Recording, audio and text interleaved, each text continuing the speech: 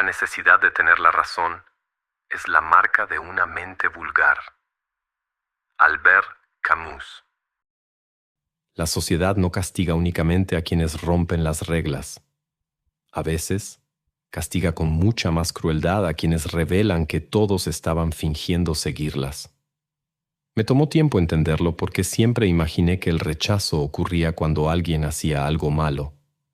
Pero existe un rechazo más silencioso. Comienza cuando dejas de ofrecerles a los demás la reacción que esperaban recibir. No sonríes cuando se supone que deberías sonreír. No demuestras suficiente nostalgia. No pareces destrozado después de una pérdida. No agradeces con el entusiasmo esperado. No estás de acuerdo solo para mantener un buen ambiente. Y de repente, nadie discute exactamente lo que hiciste. Empiezan a discutir quién eres. Cambiaste. Estás raro. Estás demasiado frío. Te crees mucho. Te volviste difícil. Tal vez ya hayas vivido algo así. ¿Alguna vez te diste cuenta de que algunas personas toleraban tu presencia mientras ocultabas ciertas partes de ti? ¿Alguna vez pediste perdón no porque creyeras estar equivocado, sino porque tenías miedo de perder a alguien? ¿Alguna vez sentiste esa extraña culpa después de decir la verdad, no porque la verdad fuera cruel, sino porque finalmente rompiste un acuerdo que nunca se había expresado en voz alta? Albert Camus construyó prácticamente toda una herida filosófica alrededor de este problema. En el extranjero, Meursault comete un crimen y termina ante un tribunal, pero algo perturbador sucede durante su juicio. Las personas no observan únicamente el crimen. Regresan al funeral de su madre. Preguntan si lloró. Recuerdan que tomó café, que fumó, que no quiso ver el cuerpo. Su comportamiento emocional comienza a funcionar como evidencia moral en su contra, como si la ausencia de la actuación emocional correcta revelara alguna monstruosidad escondida. Y aquí está la parte que me incomoda. Tal vez las personas no necesiten saber lo que sientes. Necesitan reconocer las señales de que sientes lo que se supone que deberías sentir. Existe una enorme diferencia, porque puedes estar devastado y permanecer en silencio. Puedes amar a alguien y no saber cómo demostrarlo. Puedes sentir culpa sin llorar. Puedes estar cansado de una relación y seguir sonriendo. Y también puedes no sentir absolutamente nada, mientras ejecutas perfectamente todos los gestos que hacen que los demás crean lo contrario. Confiamos demasiado en el teatro emocional, tal vez porque admitirlo destruiría algunas certezas convenientes. Existe una especie de contrato invisible que funciona dentro de las familias, las relaciones, las amistades e incluso en el trabajo. Yo no expongo tu actuación. Tú no expones la mía. Y a esa estabilidad la llamamos convivencia, hasta que alguien deja de hacerlo. Es entonces cuando todo cambia, porque mientras todos fingen juntos, la actuación parece realidad. Pero cuando una persona se niega a seguir interpretando su papel, crea una grieta, y a través de esa grieta aparece una pregunta que nadie quería hacerse. Si él puede dejar de hacerlo, ¿por qué yo sigo? Tal vez por eso a la persona que rompe ciertos rituales rara vez se le llama simplemente sincera. Se vuelve una persona ingrata, arrogante, insensible, egoísta, problemática. No porque toda sinceridad sea virtuosa, porque no lo es. Existen personas crueles que llaman autenticidad a su crueldad. Camus nos lleva a un lugar mucho más incómodo, porque el problema comienza cuando una persona ya no necesita convencer a nadie de que tiene razón. Simplemente deja de hacer aquello en lo que ya no cree. Y entonces ocurre algo extraño. Quienes continúan representando su papel pueden sentir esa negativa casi como una acusación. Si haces esto en silencio, vas a reconocerte aquí. Porque existe una razón psicológica y social por la que algunas personas prefieren tu versión obediente antes que tu versión verdadera. Y tal vez la parte más dolorosa no sea descubrir por qué lo hicieron. Es descubrir cuántas veces tú también castigaste a alguien simplemente porque esa persona tuvo el valor o la suficiente indiferencia para dejar de actuar frente a ti. Antes de seguir, déjame preguntarte algo. ¿Cuántas veces te hiciste el tonto en una conversación solo para no crear problemas? ¿Cuántas veces estuviste de acuerdo porque explicar lo que pensabas era demasiado trabajo? ¿No estás cansado de la gente? Estás cansado de usar una máscara para encajar donde no cabes. Y hay una parte que nadie dice en voz alta. Para ellos tú nunca fuiste importante. Solo eras útil. Hiciste bien en alejarte. Solo que nadie te contó lo que viene después. Conseguiste el silencio y ahora no sabes qué hacer con él. Ves videos, estás de acuerdo, duermes y al día siguiente te pones la máscara otra vez sin darte cuenta. Nosotros construimos una herramienta para ayudarte con esto.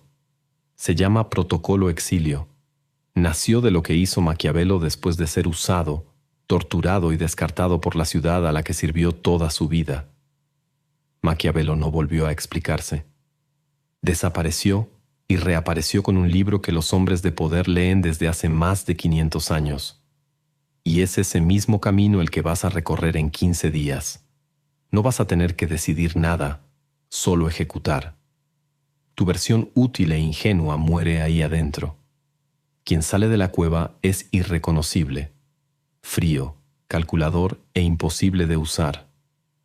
Si esto tiene sentido para ti, haz clic en el enlace que está en el primer comentario fijado aquí abajo o escanea el código QR para saber más. Ahora, volvemos al contenido.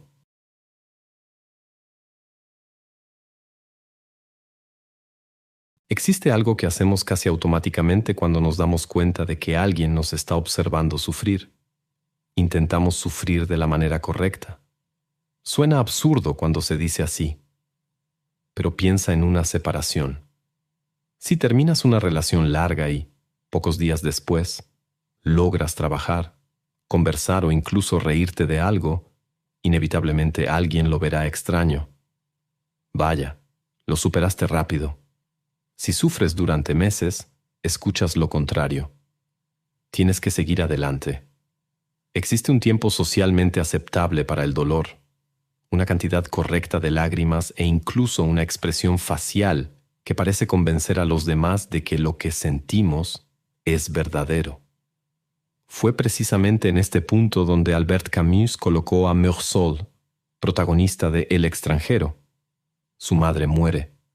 Él asiste al funeral, pero no ofrece aquello que todos esperaban encontrar en él. No llora. No quiere ver el cuerpo.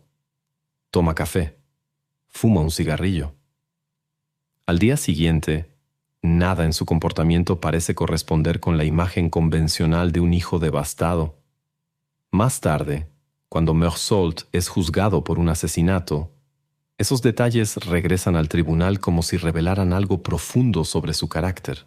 Y eso es precisamente lo que vuelve la situación tan incómoda. El problema no es únicamente lo que Meursault siente, es aquello que no representa. Nosotros hacemos algo parecido, a una escala mucho menor, todos los días.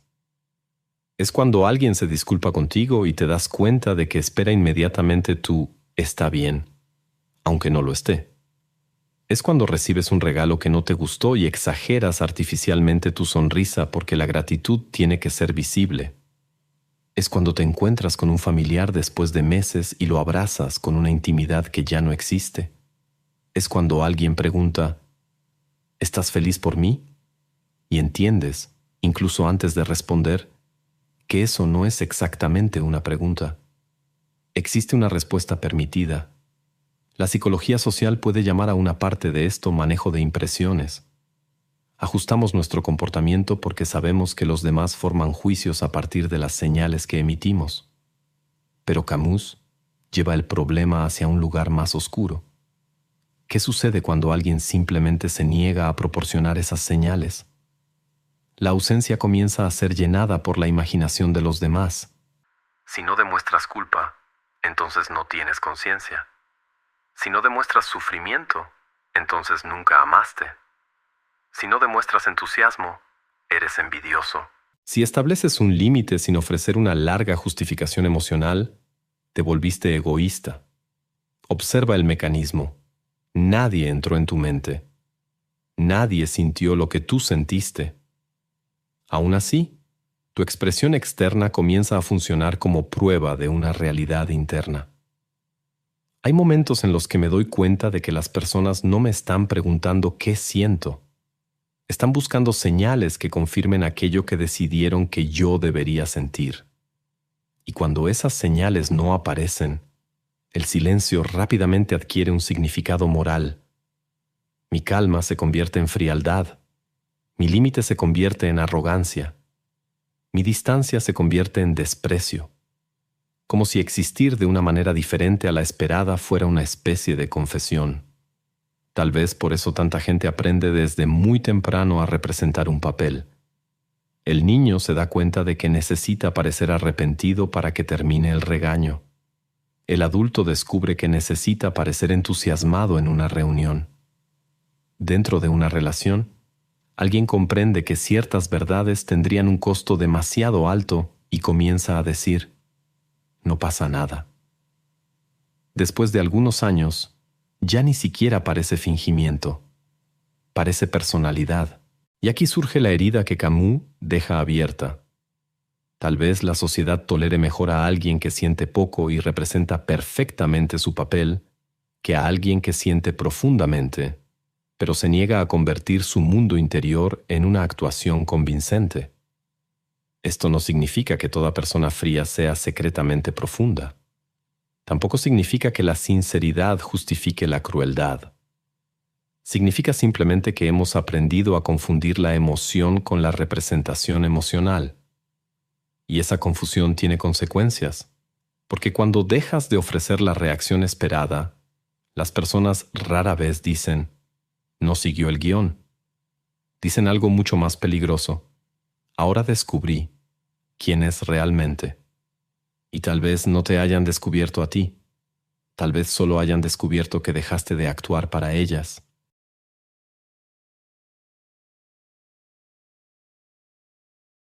Existe un tipo de mentira que casi nunca parece una mentira porque nadie necesita inventar una historia. Basta con no decir aquello que todos ya han notado. Pienso en esto cuando recuerdo ciertas comidas familiares. Hay un problema sentado a la mesa con todos. Puede ser un matrimonio destruido, una deuda, una antigua traición, un resentimiento que lleva años acumulándose. Todos lo saben. Nadie pregunta. Alguien comenta sobre el clima, otro habla del trabajo, los platos circulan y la gente se ríe. Y esa familia termina la comida diciendo que todo estuvo bien. Tal vez así fue. Siempre y cuando bien signifique que nadie rompió el ritual. Porque toda convivencia crea pequeñas ceremonias de pertenencia. Cosas que decimos no porque creamos profundamente en ellas, sino porque entendemos el precio de no decirlas. En el trabajo sucede cuando el jefe presenta una mala idea y pregunta, ¿qué opinan? Durante unos segundos, nadie responde. Hasta que alguien dice, me parece interesante. Entonces otra persona está de acuerdo. Después otra. En pocos minutos, una sala llena de dudas produce una apariencia casi perfecta de consenso. Más tarde, en el elevador, comienzan las verdaderas opiniones. El economista Timur Kuran llamó a un mecanismo parecido falsificación de preferencias. Cuando aquello que expresamos públicamente no corresponde necesariamente con lo que pensamos en privado. El material que inspira este guión muestra precisamente cómo esa distancia puede convertir a cada participante en guardián de la representación colectiva. Pero lo que me interesa no es únicamente la política o el comportamiento de las masas. Es lo que esto provoca dentro de una persona. Porque fingir una vez puede ser educación. Fingir durante años comienza a alterar la manera en que te percibes a ti mismo. Te ríes del chiste que te incomoda. Aceptas la invasión a la que deberías ponerle un límite. Respondes, no te preocupes, cuando alguien se disculpa por algo que todavía te duele. Dices que entiendes porque tienes miedo de parecer una persona difícil. Y cada gesto aislado parece demasiado pequeño como para llamarlo abandono de uno mismo. Ese es el peligro. Casi nunca nos traicionamos en una gran escena dramática. Lo hacemos poco a poco. No desperté un día decidido a esconder quién era. Simplemente fui descubriendo qué partes de mí incomodaban a los demás y comencé a guardarlas. Primero por educación, después por miedo, más tarde por costumbre, hasta llegar al punto en que entrar a una habitación significaba descubrir rápidamente qué versión de mí podía permanecer ahí sin causar problemas. Tal vez Foucault reconocería algo familiar en esto. El poder más eficiente no necesita estar ordenándonos constantemente que obedezcamos. En algún momento aprendemos a vigilarnos a nosotros mismos. Antes de hablar, corregimos la frase. Antes de estar en desacuerdo, calculamos las consecuencias. Antes de establecer un límite, imaginamos quién podría abandonarnos. Y a eso lo llamamos saber convivir. A veces lo es. Ninguna relación sobreviviría si convirtiéramos cada pensamiento en una declaración. La sinceridad sin consideración puede ser simplemente violencia envuelta en un discurso moral más bonito. Pero existe una diferencia entre elegir guardar silencio y ya no ser capaz de hablar. Esa es la frontera que casi nadie se da cuenta de haber cruzado. Un matrimonio puede seguir funcionando porque dos personas aprendieron exactamente qué temas no deben tocar. Una amistad puede durar porque una de ellas siempre se guarda lo que le molesta. Una familia puede parecer unida porque eligió a alguien para cargar con todos los conflictos que los demás no quieren reconocer. Hasta que una persona rompe el ritual y dice, «Esto no es normal». Y la reacción suele revelar mucho más que la propia frase, porque aquello que estaba oculto no apareció en ese momento. Ya estaba ahí. La persona simplemente puso palabras donde antes había silencio. Y tal vez sea precisamente por eso que se vuelve tan incómoda. Mientras todos fingían juntos, nadie tenía que considerarse falso. Pero cuando alguien deja de hacerlo, una pregunta comienza a circular por la habitación sin que nadie tenga que pronunciarla. Si siempre supimos que esto era mentira, ¿por qué seguimos fingiendo? Es ahí donde el problema deja de ser únicamente lo que dijiste. Tu negativa comienza a exponer a quienes todavía necesitan seguir fingiendo.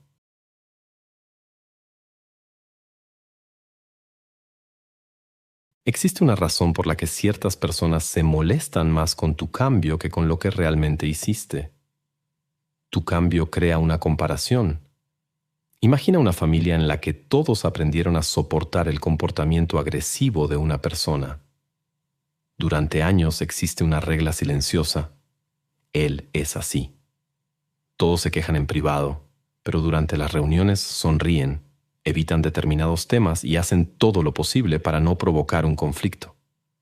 Hasta que alguien dice, «Ya no voy a aceptar esto». Curiosamente, el primer blanco de la familia puede no ser la persona agresiva. Puede ser precisamente quien estableció el límite. Estás exagerando. ¿Para qué crear problemas? ¿No puedes dejarlo pasar?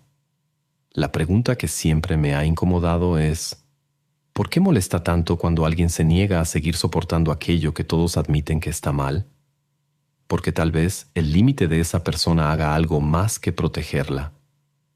Expone el precio que los demás siguen pagando. El material que inspira este guión toca exactamente esa herida. Cuando todos participan en una determinada representación, cada persona ayuda a mantener la actuación de los demás. Cuando una de ellas deja de hacerlo, aquello que parecía natural comienza a parecer una elección. Y las elecciones pueden cuestionarse. Por eso, quien abandona un ritual rara vez se va sin dejar nada atrás. Deja una grieta. Piensa en el amigo que decide dejar de beber y comienza a escuchar bromas precisamente de quienes más beben.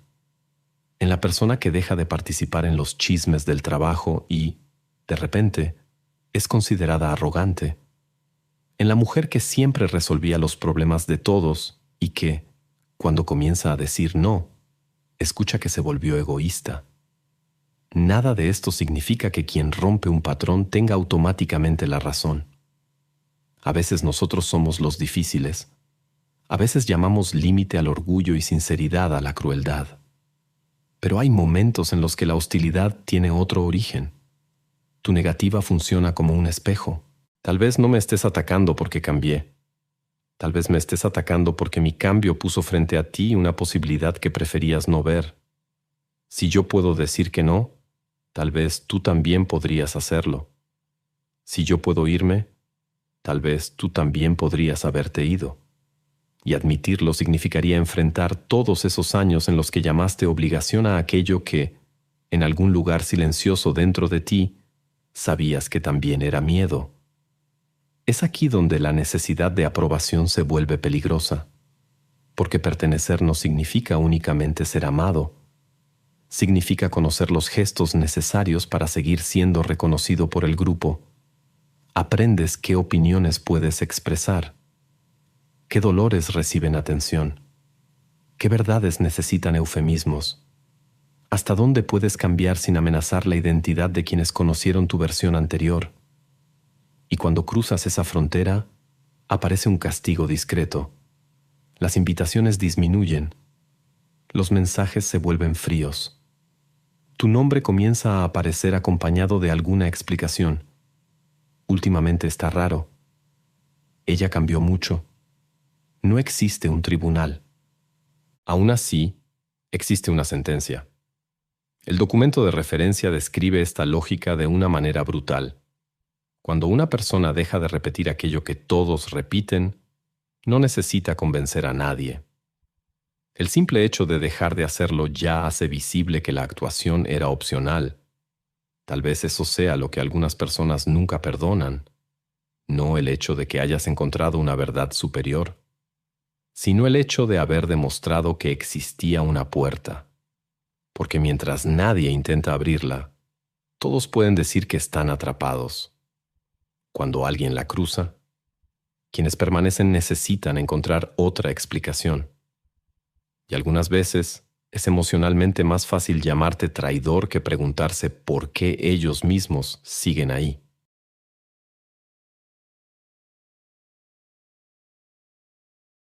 Existe una enorme diferencia entre decepcionar a un desconocido y decepcionar a alguien que creía conocerte.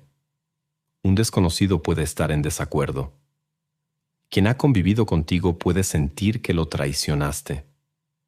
Tal vez por eso cambiar dentro de tu propio grupo sea tan doloroso. Mientras repites los códigos de esa familia, amistad, relación o entorno profesional, existe una sensación de continuidad. Las personas saben quién eres porque saben qué esperar de ti, hasta que dejas de ofrecerles la versión que conocían. Camus experimentó algo parecido cuando rompió intelectualmente con personas que antes estaban a su lado. El problema no era simplemente estar en desacuerdo, era negarse a seguir protegiendo ciertas ideas únicamente porque pertenecían al grupo del que él mismo había formado parte. Y eso cambia completamente la naturaleza del conflicto, porque se puede ignorar a un enemigo que dice, ustedes están equivocados. Pero cuando alguien de adentro dice lo mismo, su voz representa una amenaza diferente. Conoce los códigos, conoce las justificaciones, conoce los silencios. Tal vez ya hayas notado esto en tu propia vida. Una familia puede tolerar durante décadas a una persona que humilla a todos, pero convertir en el problema precisamente a quien decide dejar de asistir a las reuniones. Un grupo de amigos puede aceptar innumerables falsedades, siempre y cuando nadie diga en voz alta que la amistad ya no es la misma. En un matrimonio, dos personas pueden soportar años de distancia emocional, pero basta con que una de ellas finalmente diga «no estamos bien», para que parezca que fue ella quien destruyó algo. Es extraño. La grieta ya existía. Pero quien la señala termina cargando con la culpa de haberla hecho visible. Descubrí demasiado tarde que algunas personas no me extrañaban exactamente a mí.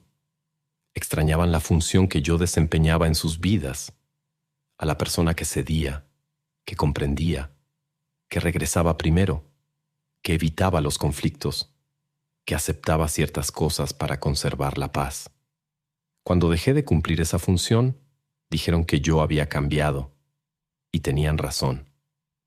Lo que no dijeron fue que mi cambio hizo imposible seguir fingiendo que aquella relación era equilibrada. Tal vez esta sea una de las formas más silenciosas de abandono. No pierdes a alguien porque hayas dejado de amar. Lo pierdes porque dejaste de obedecer el papel que hacía cómoda aquella relación. Y entonces aparece la culpa. ¿Estaré siendo egoísta? ¿Debería dar marcha atrás? ¿Estaré exagerando? Es en ese momento cuando muchas personas regresan a su antiguo personaje. No porque crean en él, sino porque el rechazo duele más que la mentira. Y hay algo profundamente humano en eso. Soportamos enormes incomodidades para seguir perteneciendo. El problema comienza cuando pertenecer exige que niegues repetidamente aquello de lo que ya te diste cuenta. Porque algunas relaciones dicen silenciosamente, sé tú mismo. Pero existe una continuación que nadie pronuncia. Siempre y cuando sigas siendo la versión de ti que no me obliga a cambiar. Tal vez por eso el castigo más doloroso no venga de los desconocidos. Viene de quienes saben exactamente dónde golpear. De la familia que llama ingratitud a tus límites. Del amigo que llama arrogancia a tu cambio.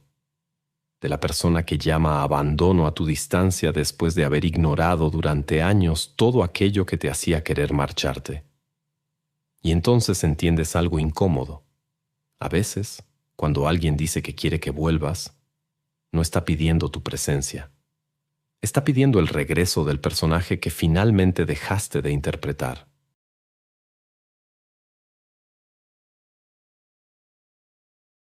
Después de todo esto, existe una conclusión muy seductora.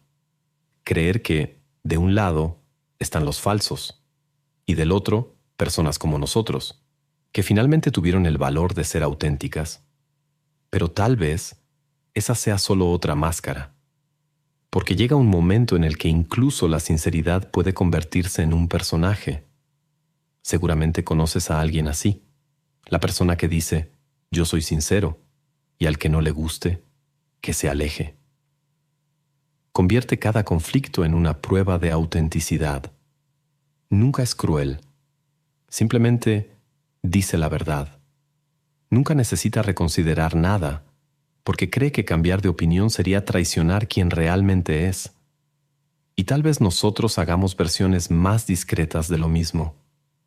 Después de que nos utilizan, nos convertimos en la persona que no necesita a nadie. Después de una traición, comenzamos a decir que no confiamos en nadie. Después de años buscando aprobación, podemos construir todo un orgullo alrededor de la idea de que ahora ya no nos importa la opinión de nadie. Parece libertad. A veces, solo es una herida que encontró una identidad más elegante. Camus percibió una contradicción todavía más incómoda. Un hombre puede confesar sus propios defectos y utilizar esa confesión para colocarse por encima de los demás. Puede quitarse la máscara frente a todos y convertir precisamente ese gesto en una nueva actuación. Por eso, ser auténtico quizá no signifique decir todo lo que pensamos. Tampoco significa convertir nuestra verdad en un arma. Existe una pregunta más difícil. Cuando digo yo soy así, ¿finalmente me estoy reconociendo? ¿O simplemente estoy protegiendo a un personaje que ahora tengo miedo de abandonar? Porque algunas máscaras nos las ponemos para agradar a los demás. Pero las más peligrosas son aquellas que nos ponemos después de sufrir y que terminamos llamando personalidad. Tal vez dejar de fingir no signifique llegar a una versión definitiva de nosotros mismos.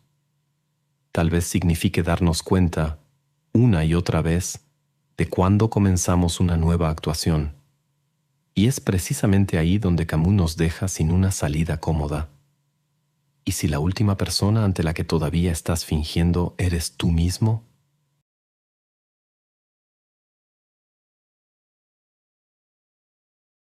Antes de terminar, quiero agradecerte por haberme acompañado hasta aquí, porque este tema me hizo recordar una época en la que salía de ciertas reuniones con una sensación difícil de explicar. No había discutido con nadie. Aparentemente, no había ocurrido nada malo. Aún así, llegaba a casa agotado. Un día entendí el motivo. Pasaba horas controlando mi expresión, mis palabras e incluso mis silencios. No estaba conviviendo. Estaba intentando no decepcionar a nadie.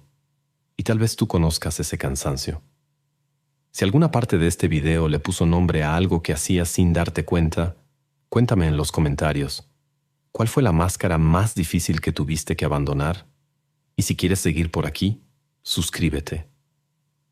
Sí, aparentemente hasta un canal que habla sobre dejar de buscar aprobación necesita pedirle tu aprobación al algoritmo. La ironía no pasó desapercibida. Ahora hay 2 videos apareciendo en tu pantalla. Elige uno de ellos. Porque hablamos sobre las máscaras que usamos frente a los demás.